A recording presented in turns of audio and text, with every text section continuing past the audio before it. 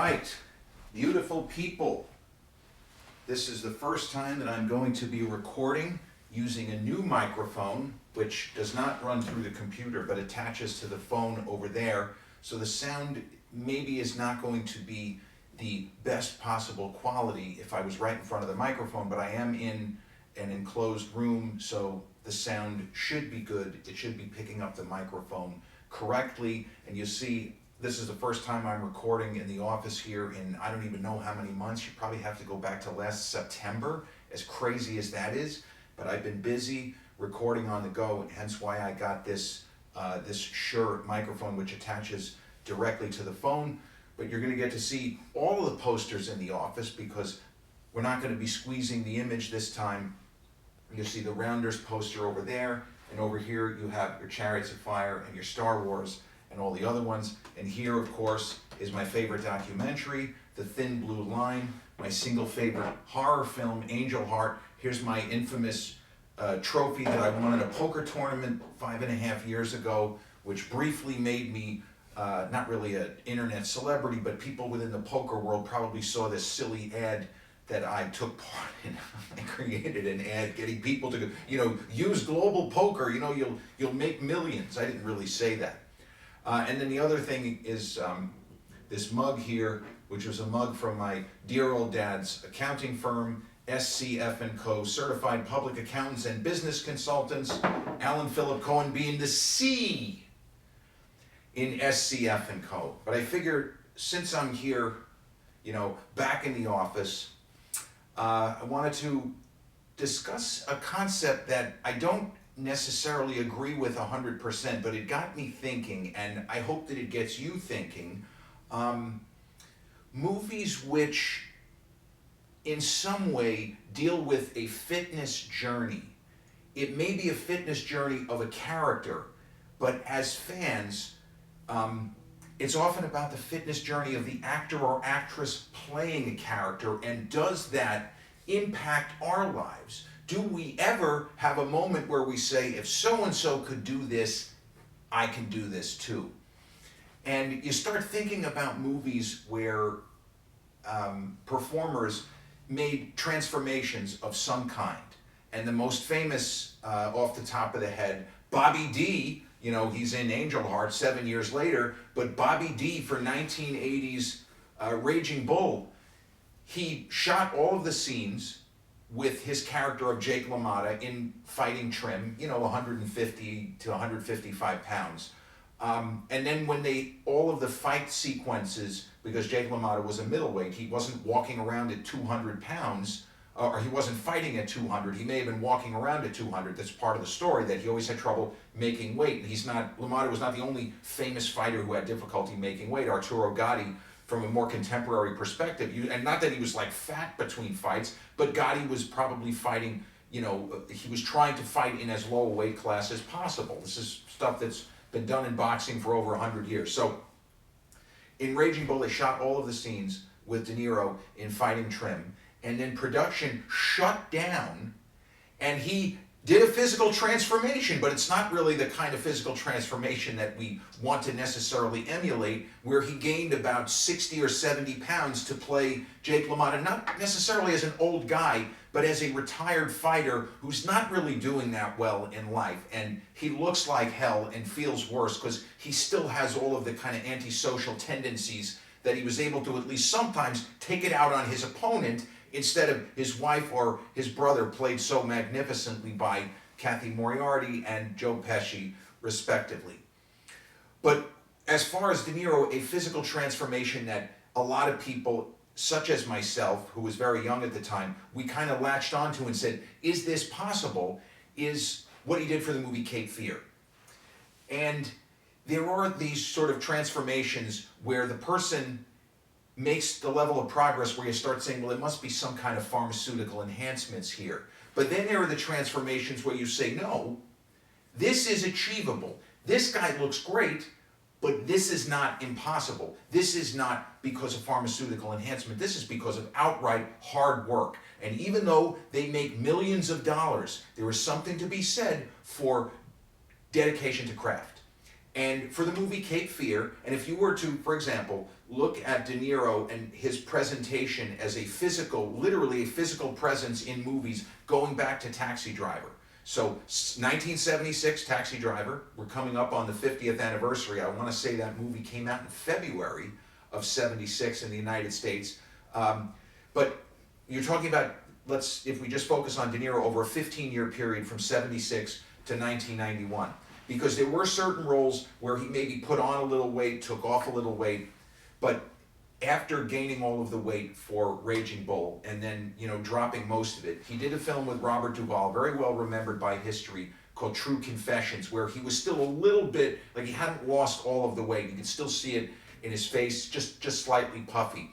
But then most of the movies that he did in the 80s, he has the kind of, sort of lean, athletic look. But he doesn't necessarily look like a guy who works out. He doesn't look like an exercise person. He just looks like what Robert De Niro was, which was a really good athlete. I don't think that he could have been as much of a boxer as what Barry McGuigan, the former featherweight champ, who trained Daniel Day-Lewis, one of the greatest actors who ever lived also, for the movie called The Boxer, the Jim Sheridan from 1997. He thought that Day-Lewis is just one of those people, whatever he does, he's great at. He's not just, he's okay. He's always great. McGuigan said if Daniel Day-Lewis had been trained as a boxer, like if he never set foot on a stage, but if instead he started boxing as a kid, he could have been a title contender. De Niro looked like a fighter. He looked like somebody who worked out in Raging Bull. But in other movies of the 80s, you don't really see it. The Mission, a very active kind of an athletic role. He has moments of sword play. But most of the films of the 80s, you're not focused on what De Niro looks like physically. And then after he finished his work on a movie that got him an Oscar nomination, Awakenings with Robin Williams, who also got an Oscar nomination, the Penny Marshall film, a really good movie. I mean, depressing, bruising kind of a movie, but really, really good. But when De Niro agreed to take part in a remake, Martin Scorsese's remake of the J. Lee Thompson film from the early 60s, starring, it's kind of a unusual casting, I thought, of Gregory Peck and Robert Mitchum, a remake of Cape Fear. And Scorsese wanted to do it in a sort of a dirtier way. He wanted the character that Nick Nolte plays, Jessica Lange, he wanted them to be somewhat ethically and morally ambiguous, if not outright compromised characters. So De Niro's character of Max Cady, that's the Robert Mitchum in the original, Robert De Niro's not a big guy. He was never a big guy. So if he's in a movie with Nick Nolte, and this is a problem that I had with the original, Robert Mitchum could be a very intimidating actor with the sort of lazy line readings. This was his kind of calling card. But I gotta be honest here, I think that Gregory Peck could take Robert Mitchum in 1962 and stuff him into a garbage can and lock the lid. When I see those guys, that's what I'm thinking. So in the world of Cape Fear, I don't know if Scorsese was necessarily saying that, but he wanted De Niro to be an intimidating physical presence. Not necessarily that he's jacked and he's 230 pounds, but that he looks like a guy who can break your neck, even if you're bigger than him. And Nick Nolte is a significantly larger human, whether it's now, whether it's back then, than Mr. De Niro. So De Niro did and I learned about this when the film was coming out, he did an unusual style workout, an almost Arthur Jones style. If you want to Google that, that's the guy who invented Nautilus, and he gave Mike Menser and to a lesser extent Dorian Yates some of his training ideas of like super high intensity training, not that many reps, and a lot of negative accentuated movements, because you can lower a lot heavier weight than you can lift. And this is something that when you're a kid who's interested, as I had just started kind of losing weight right around the time that Cape Fear had come out. I was a senior in high school. I could tell the difference. It was a night and day difference in just De Niro. If you even go back to Midnight Run, where he is very athletic and fit, he looks twice the size in Cape Fear. And they said that he was doing a lot of negative accentuated workouts for his upper body.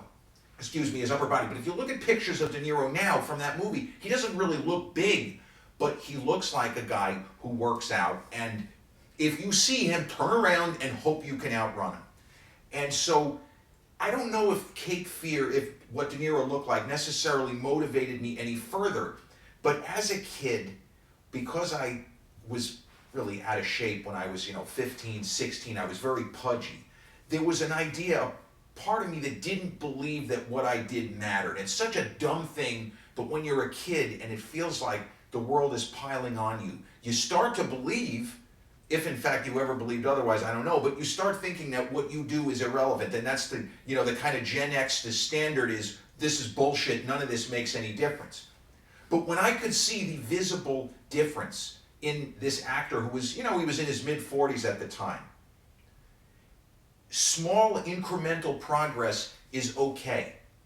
And I used that, what he looked like, as motivation to kind of get into weight training. But I didn't really start training with weights, if you want to even use the word seriously, until I was 19, until I got a driver's license. But that did motivate me because this was an older person who had seemingly transformed his body in not that much time. And we always want results yesterday. And unfortunately, the reality of weight training, especially for people who have normal genetics, and there aren't no judgment, there are no pharmaceutical enhancements, it is a long process. It is a never-ending process. And you just hope to move forward one day at a time. And in my case, it was more about just, I lost weight, now what am I going to do? And start, training with weights. But you think about other actors and actresses of that era, even when I was young and impressionable. Linda Hamilton for Terminator 2. Now, if you look at what Linda Hamilton, her appearance in Terminator 2, she's not jacked, she's not Diesel. She looks like a woman who is ready for combat. She's also not somebody you would ever want to get on the bad side of, like in the way of Miles Dyson, who is going to create a device that's going to kill billions of people. But let's just kill him now. We'll kill him now.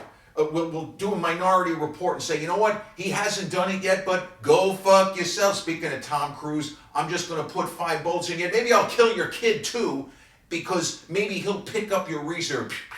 I don't think she was ever really going to do that. But Linda Hamilton, in a much lesser scale, she looked the part of a soldier, of somebody who had been to hell and back and who knew the hell that was approaching. And she was not going to go down without a fight. She was not going to go gentle into that good night. But those are old movies. And if you think about younger people looking at other actors and seeing a kind of a fitness journey, and you think about a contemporary guy who's in his mid-40s now, Jake Gyllenhaal. I'm a big fan. I've been a fan of his since October Sky, a movie that incredibly was actually from the 90s. That's 1999. Still one of his best performances. But there are 2 Jake Gyllenhaal movies where he appeared to exert some kind of a transformation and then sort of went back to having a normal, good physique. Like there's a difference, for example, between Hugh Jackman, when he is normal Hugh Jackman, looking like a guy who's older than me, but much more Diesel, and then him turbocharged as he looked in Deadpool and Wolverine, for example. But Jake Gyllenhaal, when he did the Roadhouse remake, which I never saw, I'm not a fan of the first one. Roadhouse, I love Patrick Swayze. That's supposed to be a Gen X. It is a Gen X standard. That's a movie that I'm supposed to be a fan of. I watched 20 minutes of it once. It completely turned me off. No, thank you. I'm all set here. I even like supporting cast, Ben Gazzara, a guy I always like. Not interested. And even the hot sex scenes between Kelly Lynch and Patrick Swayze, the apocryphal story that was actually true that Bill Murray confirmed on the Kelsey Brothers podcast, which was that Kelly Lynch's husband, a close friend of Bill Murray, anytime Bill Murray saw that movie was on HBO, Cinemax, TNT, when it would get up to the moment in the movie where Patrick Swayze and Kelly Lynch were going to get down to business, he would call this guy up and say, bro, you better turn on TNT because you're going to want to see what's about to happen there. But the Roadhouse remake, Jake Gyllenhaal looked really, really good. He had the functional physique of a mixed martial artist. But if you rewind to 2015, he did the movie Southpaw, and he is a lot, in my eyes, more impressive and more jacked and more Diesel. He almost looks like a bodybuilder in Southpaw, more so than Roadhouse. And I understand that Jake would have access to, the best possible supplements and trainers. He obviously has really good genetics though, because that physique in Southpaw, that does not look like a pharmaceutically enhanced physique, and he still looks tremendous. And I remember right around that time, he was on Graham Norton. I want to say he was on with Arnold Schwarzenegger, and Arnold was talking about Terminator Genesis. I don't know what Jake was on for, because the two guys, to my knowledge, didn't work together like on an animated film. And Arnold was, and we know Arnold is really into this. He doesn't just walk the walk, or doesn't just talk the talk. This is a guy who's still, Arnold Pump Club. He's still a fitness guy, even in his much older era, as he's pushing 80. But he wouldn't stop talking about how incredible Jake looked in the movie Southpaw. And you felt like Jake was almost embarrassed, because this is the guy, this is a 7-time Mr. Olympia, and he's telling me that he thought I had an incredible physique in that film. He almost was fanboying out. It was actually really cool. And Graham Norton is great, the way that he can get his interviewees to open up. And two people you wouldn't necessarily think would have common ground. They had common ground because the former Mr. Olympia, the Terminator, the Governator, right, is telling him, bro, you did it. You look so good. I couldn't believe that it was even you. He's making jokes about AI, and maybe they did that, but they didn't. But that's the kind of transformation that you want to believe is possible, where Jake went from, you look at some of his movies in that era, like Prisoners. He looks kind of tiny in Prisoners, that's what she said, and Nightcrawler also from that era. He looks way, way bigger from Southpaw. And so we as regular people, generally speaking, we're not looking for a temporary transformation. And it has to be difficult. I don't care who you are, because there are some actors who are more vain than others. And one thing with De Niro, the vanity, it never really seemed to bother him. He never went out and, to my knowledge, never told people, like if he shows up in public and he's not ripped, that he has to say it's for a movie. And this is something Stallone, one of the great transformations, also in the De Niro Raging Bull manner, and obviously they both co-starred in Copland, although it's Stallone's movie. De Niro makes the biggest impression in his scene with Stallone, and you blew it! You blew it. But Stallone, in that case, went from a guy who had been shredded, ripped from at least the early 80s, because he's in really good shape. By normal person standards, he's ripped in Rocky, but as we know, his physique continued to get better. But then Stallone reached that kind of nexus point, if you will, where he couldn't go any further, making the disposable action movies where he was just a piece in an erector set, his words. And so he wanted to get back to old school acting, which he really hadn't done that much of really since like Paradise Alley, one of the movies he made after Rocky II, FIST, if you want to throw that in there. But he made a lot of movies where he didn't have to do real film acting, and he wanted to get back to it. So he put on, depending on who's telling the story, anywhere from 40 to 60 pounds, and he stopped working out almost entirely. So that's another physical transformation that is a negative transformation, but unlike some of the people I've mentioned who really didn't say very much about the experience of either gaining weight or losing weight. De Niro never said, I was so miserable, I didn't want to leave the house. De Niro is not really anywhere near the level of being a great interview the way Stallone, when he gets going, is a phenomenal interview, as is, of course, his buddy Arnold, who will just talk your ear off. It's similar to what they say about Pacino and De Niro. De Niro is very careful, he's very circumspect, and they say Al will talk your ear off about, you want to talk basketball, he could talk your ear off, for an hour. But no wait, I just lost my place. Oh, so the idea of,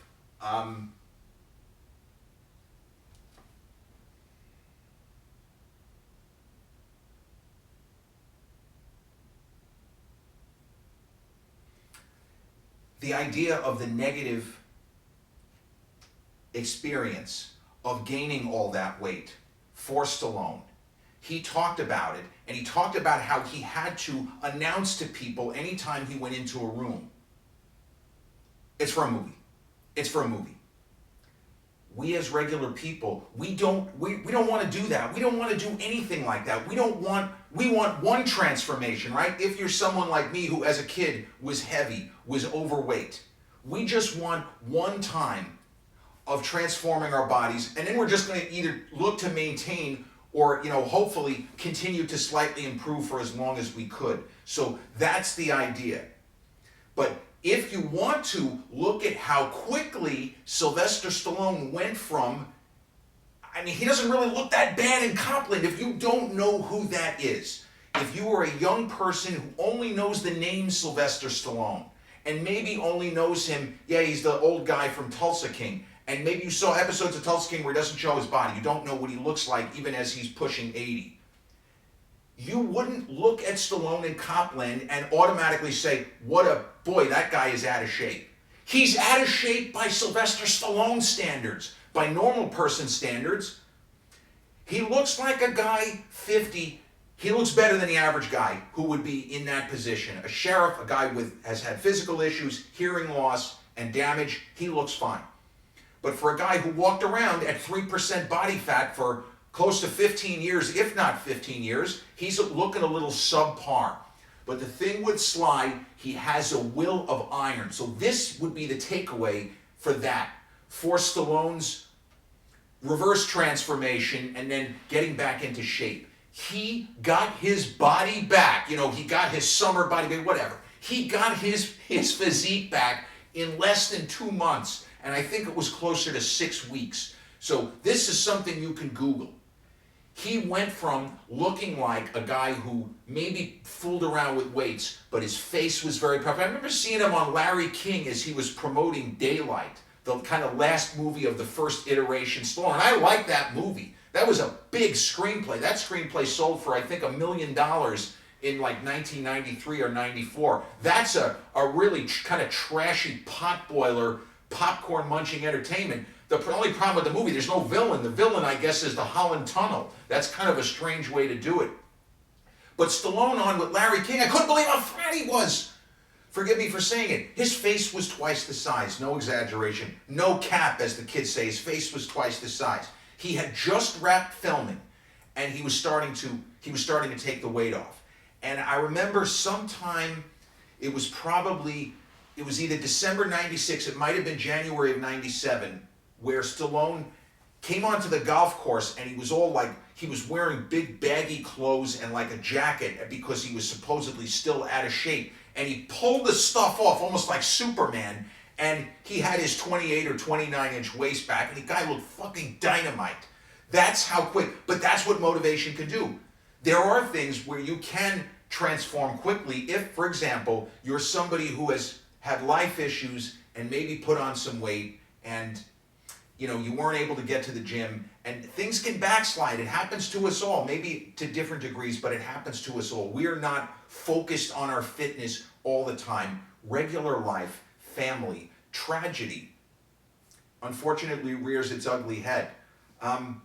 It's really all I wanted to talk about, the notion of what can we take from movies that show people either different within the film, making a transformation. De Niro in Raging Bull, there were moments in the movie where his character is way overweight and has to kind of cut back. And we think about, well, is that really healthy? So he's not going to eat any food, he's just going to have coffee? Hey, we know people who do intermittent fasting.